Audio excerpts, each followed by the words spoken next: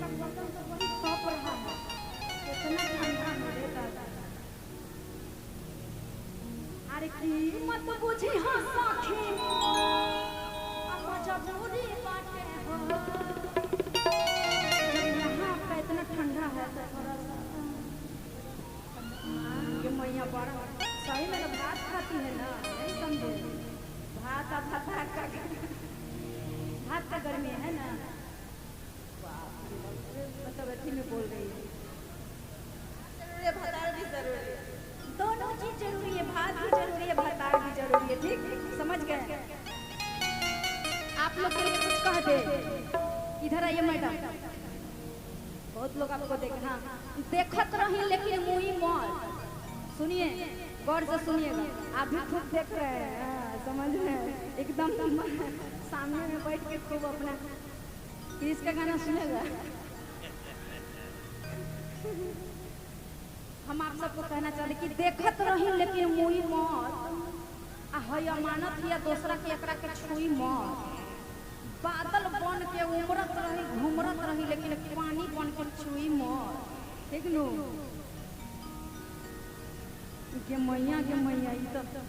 Bulb बरत रहे के फेर में खाली बल्बे चाहिए इनको, आइए बल्ब बरत रहे होगा हाँ कि ये मत बुझी हाँ साखी, आ मजबूरी बाटे हो, आ सरदी में सटल रजाऊ से जरूरी बाटे हो, आ सरदी में सटल सैया से जरूरी बाटे हो, अरे किस सरदी के मजा बड़ा जाई में, और झट से समा जाइबू राजा जी के बाही में, चादरा में अदरा हो जाई हो, ये मैया उनको क्या हो गया, चादरा में बिया हो गया है बिया, चादरा का अदरा याद आ रहा है, चादरा में अदरा हो जाई हो, अम्मा जाई हो, अरे बात न बुझबू काहे उनसे दूरी बाटे हो, सरदी में सटल रजाऊ से जरूरी बाटे हो।